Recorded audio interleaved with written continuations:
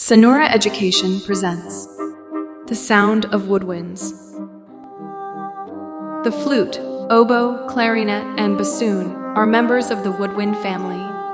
All the instruments of this family were originally made of wood. Today, the flute and sometimes the clarinet are made of metal or other materials. The woodwind instruments are played by blowing across or into the tube of the instrument. The air column inside the tube is set in vibration, and tones are produced. Different pitches are created by changing the length of the column of air. The pitch is low if the column of air is long, high if the column of air is shorter.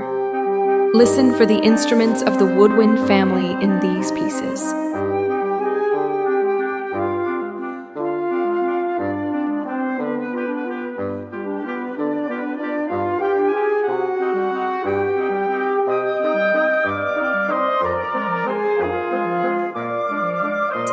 Thank you for watching.